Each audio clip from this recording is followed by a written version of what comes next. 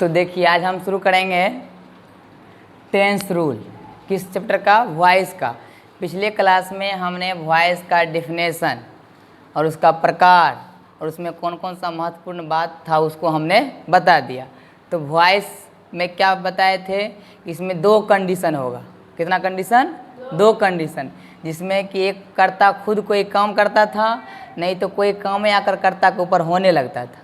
जैसे राम पढ़ता है, इसका मतलब है कि राम खुद पढ़ता है, तो ये हो गया एक्टिव वॉइस। जब कर्ता खुद काम करेगा तो हो गया एक्टिव वॉइस। लेकिन जब क्या होगा कि जैसे हम कहेंगे राम को पढ़ाया जाता है, यानी कि अब पढ़ाना काम किसके ऊपर हो रहा है? रामे के ऊपर, यानी काम खुद उसके ऊपर होने लगा, जिसका मतलब हो गया वो पैसिव वॉइस। तो ये दो कंडीशन हमने समझ लिया था, यानी कि वॉइस का दो प्रकार, एक्टिव एक पैसिव।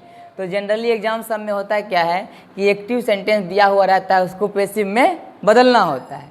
लेकिन बहुत मतलब ऐसा ही पूछता है। लेकिन कभी कभी क्या होता है कि अगर थोड़ा सा क्वेश्चन बहुत टफ पूछा जा रहा है, तब क्या होता है कि पैसिव में दे देता है, कहता है एक्टिव में आप बनाइए। तो उसको हम लास्ट में फिर पढ़ लेंगे। लेकिन पहले अभी जो हम पढ़ेंगे कि एक्टिव में सेंटेंस दिया हुआ रहेगा, उसको पैसिव में कैसे बदलना है उस तरह से। तो देखिए, तो हम बताए थे कि जब उसका अगर प्रकार उसका दो है, इसको पढ़ेंगे हम दो प्रकार से। कितना प्रकार से? दो प्रकार से पढ़ेंगे। तो एक था टेंस रूल, जिसका कि एक और नाम था जनरल रूल। यानी कि टेंस रूल कहिए या जनरल रूल कहिए, दोनों सेम हुआ। तो टेंस रूल में टोटल कितना रूल पढ़ना था? 8। उसमें प्रेजेंट टेंस का 3 रूल, पास्ट टेंस का भी 3 रूल और फ्यूचर का 2 रूल। टोटल कितना हो गया? 8 रूल। उसी जनरल रूल में आज हम शुरू करेंगे। और प्रेजेंट का पहला जो रूल होगा, तो प्रेजेंट टेंस में 3 पढ़ना था, उसमें पहला कौन पढ़ना था? सिंपल प्रेजेंट टेंस, यानी उसका एक और नाम है प्रेजेंट इंडेफिनिट टेंस। तो आइए आज हम उसी को समझते हैं कि अगर कोई सेंटेंस सिंपल प्रेजेंट में दिया हुआ है लेकिन एक्टिव में दिया हुआ रहेगा, किसमें? एक्टिव में दिया हुआ रहेगा, उसको पैसिव में बदलना है तो कैसे बनाएंगे, बदलेंगे? तो देखिए, तो एक हेडिंग हम दे दिए कि आज हम फर्स्ट रूल पढ़ रहे हैं सिंपल प्रेजेंट टेंस, या इसका एक और नाम है प्रेजेंट इंडेफिनिट टेंस। दोनों में से कोई कहीं सेम है, क्योंकि दोनों का स्ट्रक्चर तो वही होता है, एक नाम सिर्फ दो है इसका। तो देखिए, अब यहाँ आया कि एक्टिव वॉइस स्ट्रक्चर, यानी कि एक्टिव वॉइस का स्ट्रक्चर वही होगा जो हम लोग टेंस में उसका बनाने का तरीका में पढ़े थे। जितना यानी कि एक टेंस पढ़ते थे, उस टेंस में 6 प्रकार का सेंटेंस हुआ करता था। जैसे कि मतलब वो affirmative sentence, negative sentence, interrogative sentence, interrogative negative sentence, WH question का सेंटेंस, WH क्वेश्चन का निगेटिव सेंटेंस। इस प्रकार 6 सेंटेंस होता था, तो 6 का स्ट्रक्चर भी होता था। उसी प्रकार से एक्टिव वॉइस का स्ट्रक्चर वही होगा जो हमने टेंस में पढ़ा है, लेकिन पैसिव का स्ट्रक्चर अलग होगा, जिसको कि हमको समझना है, सीखना है। ठीक है, तो देखिए, तो एक्टिव वॉइस सिंपल प्रेजेंट में क्या पहचान है? तो उसमें बताए थे, हिंदी में पहचान बताए थे ता है, ती है, ते। लेकिन यहाँ हिंदी अब काम नहीं करेगा, हिंदी का ज़माना ख़त्म। अब हमको किस में पढ़ना है? इंग्लिश में सेंटेंस अगर लिखा हुआ रहेगा, उस सेंटेंस को देखकर हमको समझना होगा कि यहाँ जो सेंटेंस लिखा हुआ है वो किस टेंस में है। तो उसको हम इंग्लिश में कैसे समझेंगे? उसके स्ट्रक्चर देख कर ही समझेंगे। अगर सब्जेक्ट के पास बाद V1 या V5 है तो हम समझ आएंगे कि ये सिंपल प्रेजेंट का है। अगर यहाँ EJMR रहता, बिफोर रहता, तो कहते हैं प्रेजेंट कंटिन्यूअस का है। यानी कि स्ट्रक्चर, इंग्लिश के स्ट्रक्चर को देखकर हम समझ जाएंगे कि ये किस टेंस का है। तो देखिए, यानी कि एक्टिव वॉइस का स्ट्रक्चर, यानी कि प्रेजेंट इंडेफिनिट टेंस के बनाने का तरीका का स्ट्रक्चर, तो उसका क्या होता है? सब्जेक्ट प्लस V1 या V5 प्लस ऑब्जेक्ट। ये एक्टिव का स्ट्रक्चर है। सामान्य टेंस में हम लोग इसको पढ़ चुके हैं। अब कहाँ V1 लगता है, कहाँ V5 लगता है, ये भी हम सब बता दिए। तो इस तरह का सेंटेंस जब एक्टिव में दिया हुआ रहेगा तो उसको पैसिव में कैसे बदलेंगे? तो उसमें कहता है कि पैसिव वॉइस में कैसे बदलेंगे, तो कहता है कि OS। अब OS क्या मतलब क्या हो? यानी ऑब्जेक्ट को लिखना है किस फॉर्म में? Subjective form. देखिए, हम यहाँ लिख दिए हैं। OS का मतलब होता है ऑब्जेक्ट को सब्जेक्टिव फॉर्म, यानी सब्जेक्ट बनाकर उसको लिखना है। जो ऑब्जेक्ट होगा उसको किस में बनाकर लिखना है? सब्जेक्ट बना करके। इसी एक्टिव में जो ऑब्जेक्ट होगा उसको किस में बना कर लिखेंगे? सब्जेक्ट बना करके। ठीक है, उसके बाद कहता है कि हेल्पिंग वर्ब है ना, ये इज, एम, आर। यानी कि अब इज कहाँ लगाएंगे, एम कहाँ लगाएंगे, आर कहाँ लगाएंगे, ये भी ध्यान देना होगा। क्या सबके साथ ये लगा सकते हैं? नहीं। सबके साथ एम लगा सकते हैं? नहीं। सबके साथ आर भी नहीं लगा सकते हैं। तो यहाँ जैसा सब्जेक्ट बनेगा उसके हिसाब से इज एम आर में से कोई हम लगाएंगे। जैसे अगर सिर्फ राम रहेगा तो राम के साथ इज लगता है तो इज लगा देंगे। अगर मान लीजिए कि वह है, ही के साथ ही वह, तो भी इज लगाएंगे। लेकिन अगर वहाँ आई होता, मैं का आई, तो आई के साथ क्या लगाते तीनों में से? एम। ही मतलब दे होता, यू होता, सब क्या लगाते? आर। तो यानी कि सब तो हम पहले टेंस में बता ही चुके हैं कि इज कहाँ लगाना है, एम कहाँ लगाना है, आर कहाँ लगाना है। यानी कि ऑब्जेक्ट को पहले बनाना है किस में? सब्जेक्ट के रूप में। उसके बाद इसके हिसाब से इज एम आर में से जो लगेगा उसको लगाएंगे। प्लस कहता है V3, यानी कि यहाँ V1 दिया हुआ हो या V5 हमको, लेकिन उसको कर देना है किस में? V3 में। हम कल ही बता दिए थे कि एक ऑब्जेक्ट को सब्जेक्टिव फॉर्म में कैसे बदलेंगे, सब्जेक्ट को ऑब्जेक्ट फॉर्म में कैसे बदलेंगे, एक डायग्राम बताए, तो वो माइंड में रखना होगा। और जो भी वर्ब होगा उसका V3 फॉर्म भी याद रहना चाहिए। अगर V3 फॉर्म याद नहीं रहे फिर नहीं बनेगा। कह रहा है देख लो, यानी कि V1 हो या V5 हो, हमको इससे मतलब नहीं, हमको बनाना है पेशी में, तो क्या रखना होगा? वहाँ V3 वहाँ कर देंगे, ठीक है। उसके बाद बाय लगाना है, क्या लगाना है? बाय। उसके बाद कहता है सब्जेक्ट को लिखना है किस फॉर्म में? ऑब्जेक्ट। यानी कि पहले ऑब्जेक्ट को लिखे थे सब्जेक्ट के जगह, अब सब्जेक्ट को लिखेंगे ऑब्जेक्ट के जगह। उसके बाद कहता है अदर वर्ड्स के बाद भी फालतू वाला कोई वर्ड है एक्स्ट्रा तो उसको लास्ट में जैसा है वैसा उतार देना है। तो ये स्ट्रक्चर समझ में आया।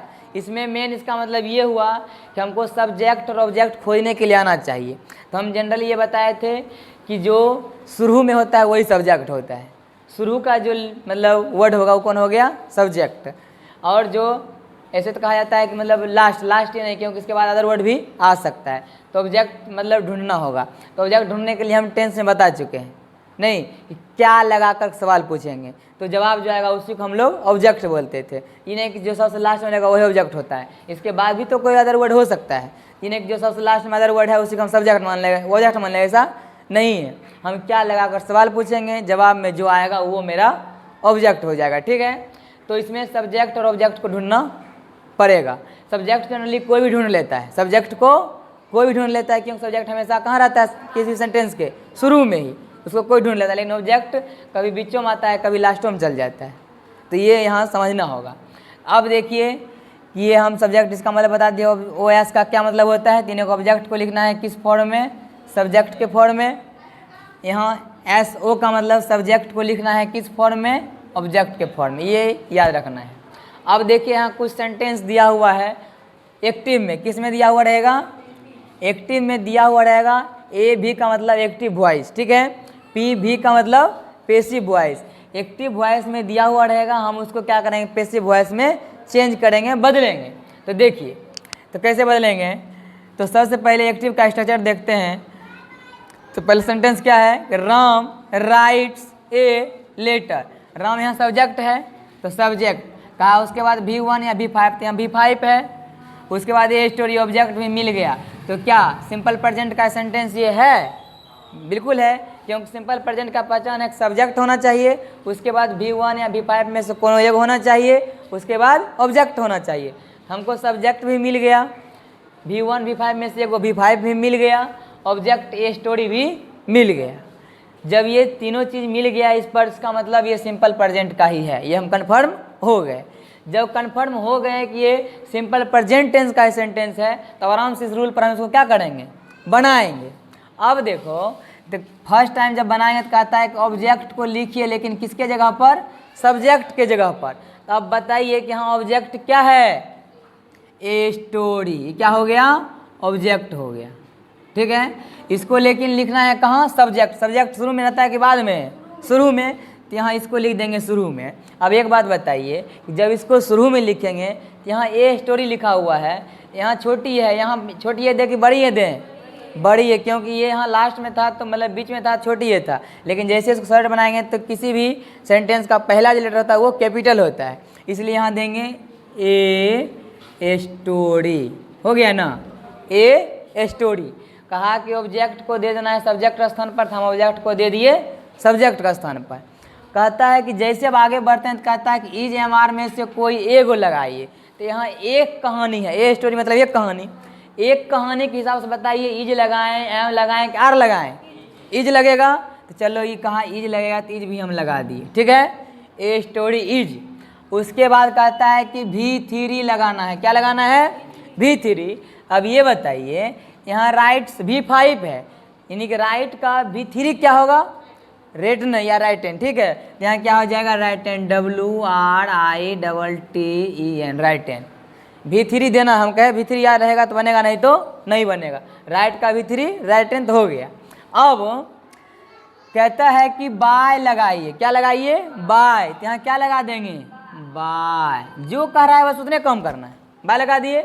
उसके बाद कहता है सब्जेक्ट को लिखना है, लेकिन किसके जगह पर, ऑब्जेक्ट के जगह पर। तो ऑब्जेक्ट शुरू में आता है कि जनरली लास्ट में आता है, ऑब्जेक्ट लास्ट में, तो लेकिन लास्ट में लिखना है किसको, सब्जेक्ट को लिखना है ऑब्जेक्ट जगह पर।